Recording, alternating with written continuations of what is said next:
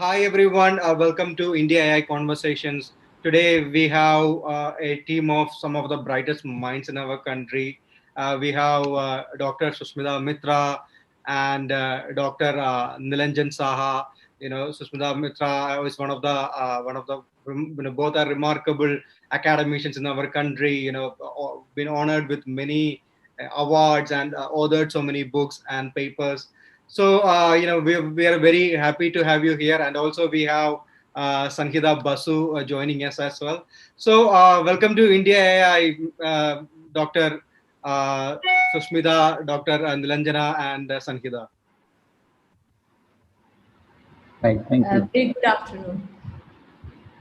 Yeah, so we are here want to talk about the research work you have done called the deep learning screening for COVID-19 using chest X-ray images. So, especially when we are going through a difficult time right now, it's quite important that this kind of work has been done in our country. So, can you explain what the process was? What was the journey was? Yes, sure. So we started this work last year actually during the first wave. So at that time, India was just starting to experience, and in fact, I was stranded in United States at that point of time. We started work. So Dr. Shaha is the doctor involved here, medical person. So without a medical person, this is all interdisciplinary work.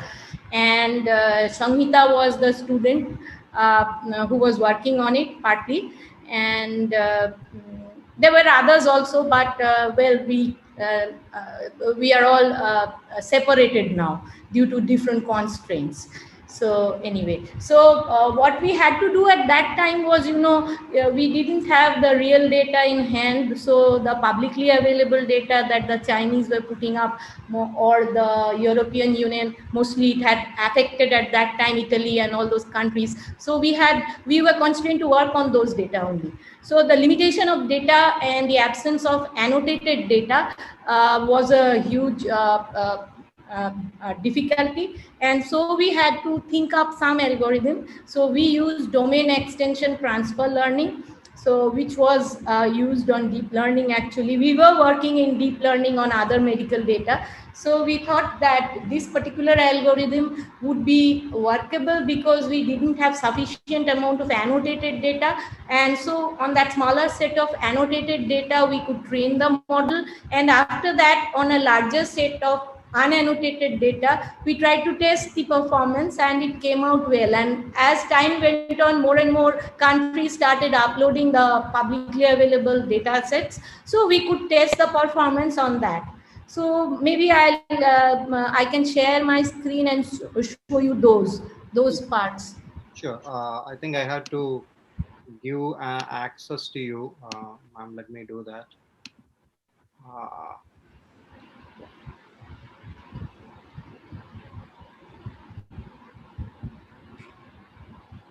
yeah. So can you see it? Yes. Yes. So let me go to the actual work, because these are all the other stuff we can discuss if we find time. So this is the one. No. Yeah. Okay. So this was actually archived first, and it had a lot of citations, obviously, and we were very elated. And then we went on to submit it to the symposium in Sydney last year, and it was also it was presented by Sanhita there, and it got good acclaim. So what we did was, as I said, we had limited annotated data. So we found that COVID-19, this kind of X-ray images. Why we focused on X-ray images? Because we thought at that point of time, well, CT would be more expensive, and we could possibly use it for some kind of screening. But then again, later, Nilanjan told us that this is not a good way of screening. So with the medical opinion, we try to tone down that thing. So anyway, so what we found was that pneumonia and COVID-19 had a similar representation. However, in CT, it becomes more evident. So then we had limited data, so we had two sets of data actually. This was the training data, which was just the normal and the diseased. So we just had two classes, the normal one and the diseased ones, because we didn't have sufficient amount of different kinds of disease. And then this was obtained from the NIH chest X-ray dataset. And the dataset B was then acquired from 4 open source databases. The details are given here. The Italian one, something from Russia, and Paul Cohen's and Spain, and so on. So this is the algorithm that we used. That means the domain for training is a smaller set, and the domain for testing is a larger set. It is a superset actually. So in our case, so what we do is on the training set, we learn the task and then adapt it to the target set, which is the more the testing set rather, which is more the superset, which has the details of the different diseases. So we trained the CNN model from scratch on the dataset A. So it was just trying to classify between the diseased and the normal X-ray images. Then we replaced the last fully connected layer of the pre-trained CNN with a new fully connected layer, now having 4 classes, so 4 outputs. And now we had the normal, the pneumonia, the COVID-19, and some other diseases clubbed together, lung diseases. So then the rest of the weights in the remaining layers of the pre-trained network were retained. So only the final layer was changed. Initially, we had 2 nodes at the output, now we had 4. And the last convolution block and the fully connected layers were retrained using the stochastic gradient descent algorithm. So now you see the dataset A for training is a subset of the dataset B. So this is something we use in a limited data set constant. So then we tested on some existing deep networks like AlexNet, BGGNet, and ResNet. And all the models were trained from scratch on dataset A. And this is the confusion matrix you get on the 4 classes on the test set. So it was reasonably good. Then we visualized it using the gradient class activation map. It was coming out good. And then finally we entered a hackathon type of a contest. So that was also at a very short notice, and that was also in 2020. So then we got a good score there. This one we collaborated with a Brazilian group. So they also did some of these tasks and we did some of the tasks. And this was the, so with 1 day's notice we participated and we got, this was our group, Shapes. So we got a good score reasonably. So this was about that algorithm. So now if you think of the challenges that we faced, well, the data set, availability of annotated data set is a problem. And today with the second wave ongoing, Nilanjan will know better than me. So what I understand as a non-medical person is that a lot of more information has come in now. And that I heard in one of the talks by one doctor, maybe I don't know whether that I am correct or not, that it is also due to some blood clots forming, so that what we thought was like pneumonia may not be pneumonia. So maybe we need to rethink, but then the bottleneck is getting sufficient data. We have the expertise, but we need a proper collaboration with medical hospitals which can supply the large data in an annotated form, and dedicated medical people. We know the medical people are working in the forefront now as the frontline workers. Of course, you cannot expect them to look back at this research. So you see, this is the problem that we face. Maybe Nilanjan, you want to add something? Yes, from a medical perspective. Yes, so so basically this is a new disease and a new virus which has formed only in late 2019, and medically we know very little. Still, our range of knowledge is still very limited. And when this study was done, at that point of time, of course, we knew very little, and initially it was thought that it is causing pneumonia. And especially when we take chest X-ray images or CT. So even though there is some difference between viral pneumonia and COVID-19 chest disease, you will notice that I avoided using the word pneumonia. So viral pneumonia are caused by other viruses. They cause certain chest patterns on the chest X-ray and on the CT scan. Now, so this is slightly different from that, even though both are causing viruses, both are caused by viruses. Now, the main difference is because the COVID-19 lung disease is because of not because of the virus, but because the virus induces certain changes, which can cause blood clots. It can increase various types of the the immunoglobulins to be generated inside the body, which then is not able to identify its own tissue and then goes on and causes inflammation in those tissues. So we get various types of chemicals which are generated, which are normally generated in the body, but currently they are generated under the influence of COVID-19 in very huge quantities, and these will go and then damage the tissues. So this is the how the thing is different from the viral pneumonia, and but of course the chest X-ray was one of the first initial investigation which was done. Imaging was done, and because there is respiratory difficulty, and so that is where the focus was. So as the information is snowballing now, even medically, and there's a certain amount of changes which are happening. But I think the importance of this study is that HRCT, the CT scan is not available everywhere. If you look at the main cities, the large cities, the metros, so we have maybe sufficient HRCT scans available, and patient can but then it also costs. So that cost, whether who's supposed to be on the patient, whether can bear or not. So all those are variables. Now, if we look at the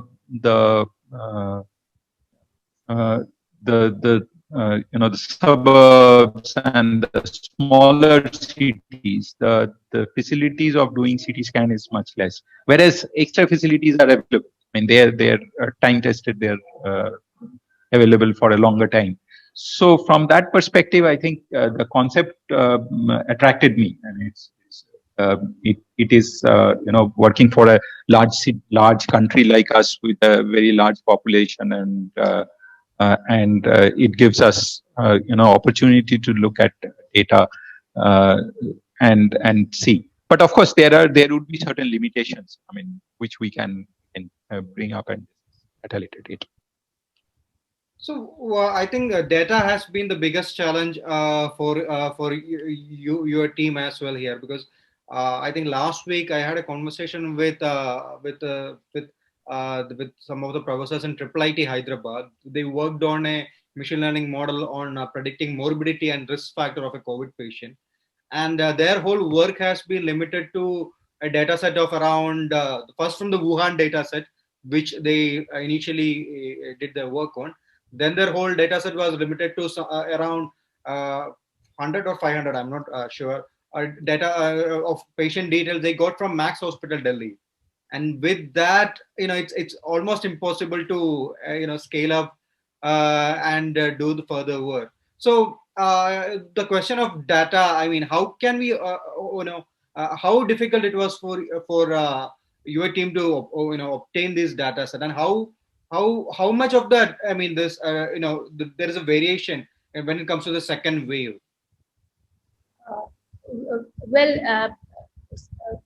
The situation is that last time we did have small data. Now we have not been able to, I mean, we didn't try, also didn't get the opportunity to get any data. But I am already in some collaborations on some other problems, but unfortunately not on this COVID problem. So now nobody has time to collect the data. You see, they are all fighting the doctors are fighting. So if there is some kind of a national initiative to get this kind of interdisciplinary interactions, I think that would be a great way to do some research. Because in our I don't think in this situation, this serious situation, when the doctors are treating somebody, I don't think they are maintaining. Maybe they are, but it's very difficult to maintain all these records and then share it in a language which is understandable to a technical person.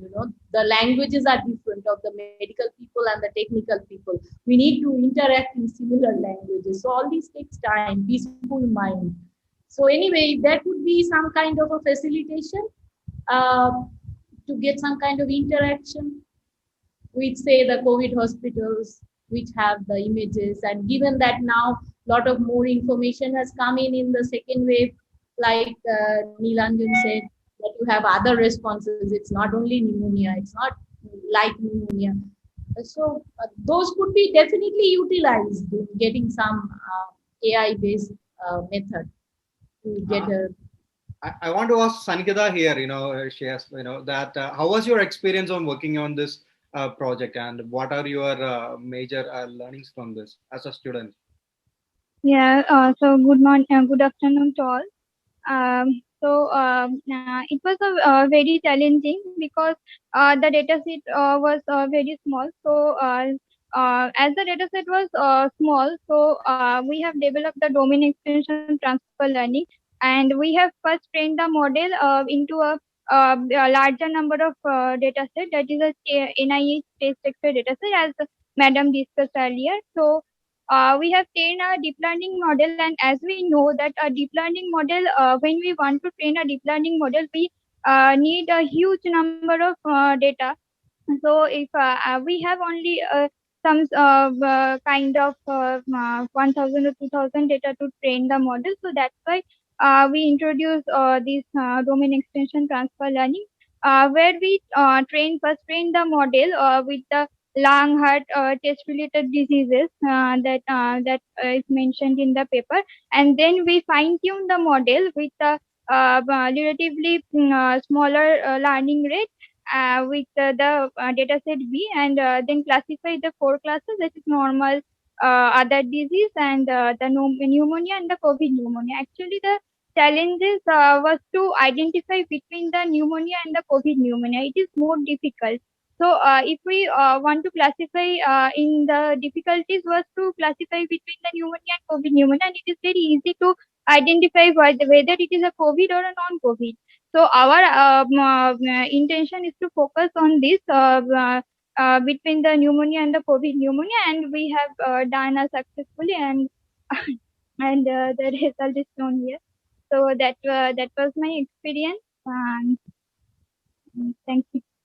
I have a question to you, Dr. Sushmita and Dr. Nilanjan. So, I mean, you both have been, been prominent researchers for many years. And since I started working on this project, something I come across time and time again is that, we have so many brilliant minds in our institutions, always doing cutting edge research, and publishing their works.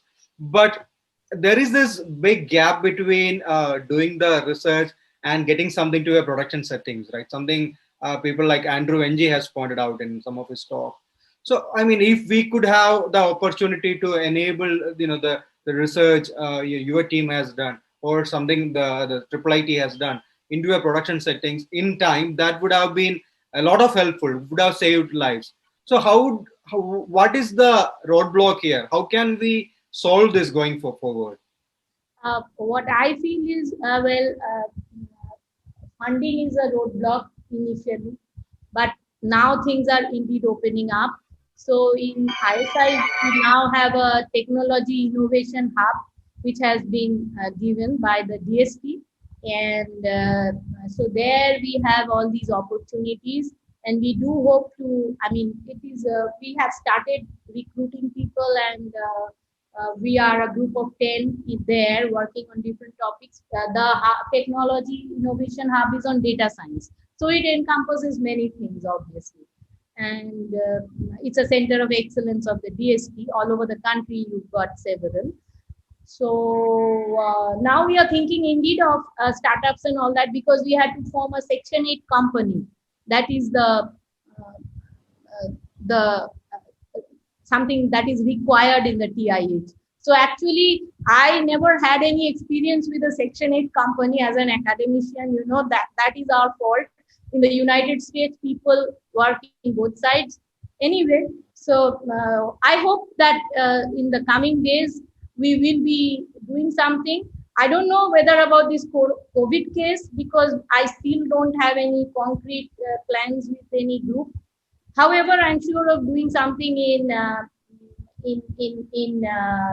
retinal images and in cancer, because we have started setting up collaboration with Sankara Netralaya and also with the Tata Medical Center Cancer Center in Kolkata. But I'm looking forward to taking this work forward, because this is very challenging and it is very needed. So what are your thoughts on the same? You want Nilanjan or myself? No, I was asking Nilanjan, sir, on the same. Yeah. So what I was just going to appraise you is that I'm also an expert with Department of Biotechnology, and Department of Biotechnology under auspices of Government of India. So that's a Government of India department, and they have already taken an initiative to form various networks. Networks of hospitals. They have identified nodes who will take the lead and create a network. So there's a node, and there will be various peripheral other centers who will collect data on various disease profiles. And there are various networks in different disease areas. So like ophthalmology is one area, cancer is one area, rheumatoid diseases is one area, like that. Diabetes is one area. So I think one of the initiatives, and I will at a suitable patient will pass this on, that this is also one area which one of the networks can be created, with a node, like say Max Hospital Delhi has already taken out measures, and so they have certain experience of taking this out. So they could work as a node, and then they can collect various centers around them, and then that would they can share their experience and share their domain knowledge, and others can also bring in the data. And so as a country, we can create a data set which we can allow other scientists like Shushmita and others who are working in other institutes can then take the lead and take that up. So yes, so I think that is one area that we can propose. There is already another network for COVID-19 to evaluate various types of treatments and things like that. So that's one of my interest areas. So we have already created a network, and there will be some amount of evaluation that is going on. So this is one area that can be added on, and so I will pass this on, and let's see how it progresses. So one final question, Dr. Sushmita, what are the next steps on this particular project? What is the future going forward in this project? Yes, I am waiting for setting up some collaboration, and as Nilanjan said, this is very it's looking up the situation, and of course if you look at the COVID second wave situation also, I hope it's going to come down now. At least the acceleration has reduced a bit. So it was for more than 4 lakhs a few days ago. Now it's in the 2 lakh plus range. So hopefully we'll again see better days very soon. And then we can think of these kinds of research once the doctors are a little bit at peace. Yes, of course. It was. Yeah, I think it. Yeah. Yes, sir. Yeah, it has been. It has been. Very challenging time, because doctors have been in the forefront, but they are always afraid of their life as well. So and we have lost many colleagues, and Yes. this has been affecting everybody. So hopefully, as things quieten down a little bit and is controllable, then we can look back and learn more about the disease. Yeah, I think I mean, I think it was it was a time of I think the influenza pandemic or plague. I don't remember, like long time ago when it happened in UK, in London. That's the first time the whole idea of data science began. I read somewhere, right? This particular gentleman started mapping up particular streets in the city, and finally he found out this particular fountain was the cause of this outbreak. So that's how, and that's how technology helps us prevent all these challenges that happen. So we hope with the power of technology like AI, biotechnology, and data and everything, we will be able to foresee a next a third wave maybe, or another pandemic like this, and we'll be able to act in time so that we don't have to suffer through this hardship. So thank you very much, Dr. Sushmita, Dr. Nilanjana, and Sangeeta for sharing your thoughts and your experience on this project. It was great talking to you. Thank you. Thank you so Thank much. you. Also enjoyed. Thank you. Thank you.